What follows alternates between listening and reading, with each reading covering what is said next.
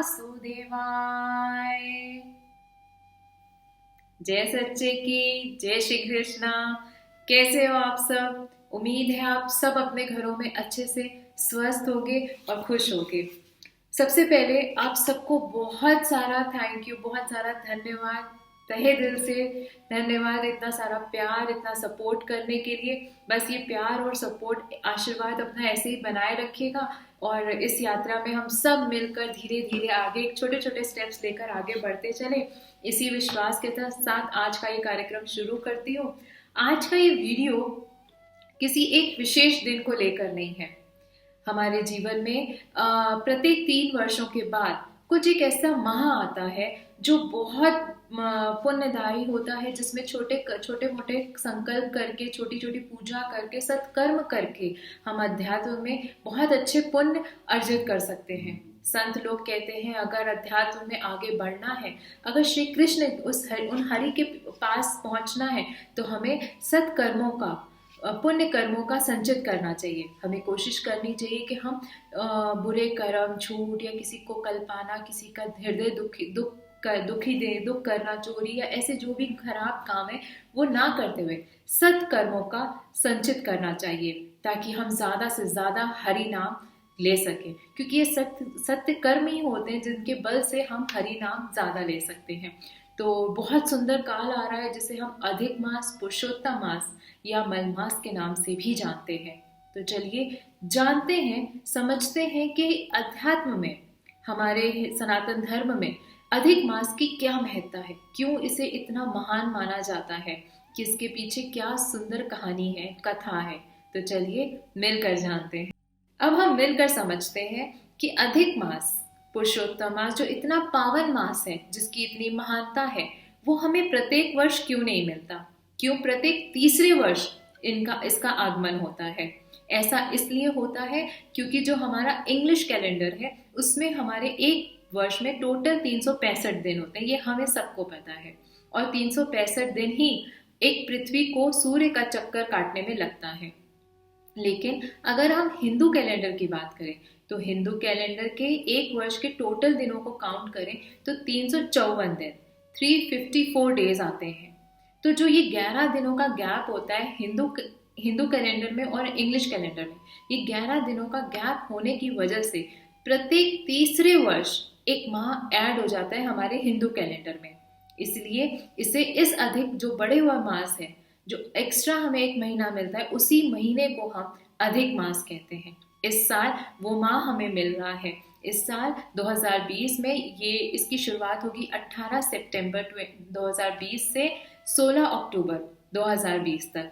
ये अधिक मास, पुरुषोत्तम मास या मलमास के नाम से जाना जाएगा। यही एक मुख्य कारण है जिसके चलते इस साल 2020 में नवरात्रि की पूजा एक महीना देरी से होगी। वैसे तो हम सबको पता है, जैसे ही श्राद्ध का आखिरी दिन होता है, अंतिम दिन अमावस्या का होता है, उसके दूसरे दिन से ही हमारी दुर्गा पूजा, हमारी नवरात्रि के सुंदर दिन चालू हो जाते हैं। किंतु इस वर्ष 17 सितंबर को अमावस्या पड़ रही है, जो श्राद्ध का आखिरी दिन होगा। किंतु दूसरे दिन 18 सितंबर से अधिक मास लग रहा है। अधिक मास 16 अक्टूबर तक रहेगा। इसके चलते जो नवरात्रि की पूजा है वो थोड़ी सी देरी, एक महीना देरी से होगी, जिसकी शुरुआत 17 अक्टूबर से नवरात्रि शुरू होंगे। यही एक मुख्य वजह है जिसके चलते हमारे जो नवरात्रि है वो एक महीना देरी से आएंगे। आइए अब जानते हैं कि मलमास को पुरुषोत्तम नाम किसने दिया और इसका नाम पुरुषोत्तम मास कैसे पड़ा। मल मास में सूर्य की संक्रांति नहीं होने के कारण शुभ कार्य करना वर्जित होने से सभी उसकी निंदा करने लगे। लोकापमान से दुखी होकर मलमास बैकुंठ में पहुंचा और भगवान विष्णु से रो रो कर बोला कि मैं एक ऐसा भागा हूं जिसका ना कोई नाम है, ना कोई स्वामी है और ना ही कोई आश्रय है। इसीलिए सब लोगों ने मेरा तिरस्कार और अपमान किया है। ऐसा कह के वो भगवान विष्णु के श्री कमल चरणों में शरणागत हो गया। तब विष्णु भगवान उसे लेकर गोलोक पहुंचे। वहां श्री कृष्ण ने कहा कि सद्गुण, कीर्ति, प्रभाव, ऐश्वर्य, पराक्रम, भक्तों को वरदान देना आदि जितने भी गुण मुझ में है, मुझ पुरुषोत्तम में है, उन सबको आज से मैं मलमास को सौंप देता हूँ। इससे मेरे सभी दिव्य गुण तुम में समाविष्ट हो जाएंगे। मैं पुरुषोत्तम के नाम से विख्यात हूँ और मैं तुम्हें अपना यही नाम दे रहा हूँ। आज से तुम मलमास के बजाय पुरुषोत्तम मास के नाम से जाने जाओगे। इसीलिए प्रति तीसरे वर्ष में तुम्हारे आगमन पर जो व्यक्ति श्रद्धा भक्ति के साथ कुछ अच्छे कार्य करेगा उसे कई गुना पुण्य मिलेगा। मेरा नाम जो वेद लोक और शास्त्र में प्रसिद्ध है, आज से उसी पुरुषोत्तम नाम से यह मलमास विख्यात होगा। मैं स्वयं इस मास का स्वामी हो गया हूँ। इस मास में मेरी आराधना करने वालों को मैं परम दुर्लभ पद गोलोक धाम प्रदान करूंगा। तो हमने जाना कि जो अधिक मास है, जो मलमास है, उसका नाम, सुंदर नाम पुरुषोत्तम मास कैसे पड़ा। हमारे सनातन धर्म में एकादशी व्रत को सभी व्रतों में सर्वोत्तम माना गया है और यदि यह व्रत अधिक मास में आए, ये व्रत अगर पुरुषोत्तम मास में आए तो इसका महत्व कई गुना अधिक बढ़ जाता है। प्रत्येक वर्ष 24 एकादशियां होती हैं, किंतु इस साल 2020 में एक महीना एक्स्ट्रा मिलने की वजह से, ये अधिक मास पुरुषोत्तम मास के आने की वजह से 2 एकादशियां और बढ़ गई हैं। इस साल 26 एकादशियां होंगी। तो इसीलिए आप सबसे विनय है कि इन 2 एकादशियों को जरूर रखें, इसके व्रत को जरूर निभाएं नियम पूर्वक, और इसका अधिक से अधिक मास की मान्यताएं, क्या करना वर्जित है, ये जरूर जानना चाहिए। तो अधिक मास में कहते हैं कि कोई भी शुभ कार्य जैसे शादी, नामकरण, मुंडन, गृह प्रवेश, जो भी शुभ कार्य हैं, इनको नहीं करा जाता। क्यों? क्योंकि ऐसा कहते हैं कि इस काल में जो भी ग्रह होते हैं उनकी महादशाओं का प्रभाव बहुत ज़्यादा बढ़ जाता है, प्रभावशाली हो जाते हैं, इसीलिए कोई भी शुभ कार्य नहीं करने चाहिए। दूसरा मैं कहूँगी कि जैसे अगर कोई ग्रह खराब है, कोई ग्रह आपका बहुत बुरा प्रभाव दे रहा है, तो शास्त्र ऐसा कहते हैं कि ये बहुत उचित समय होता है।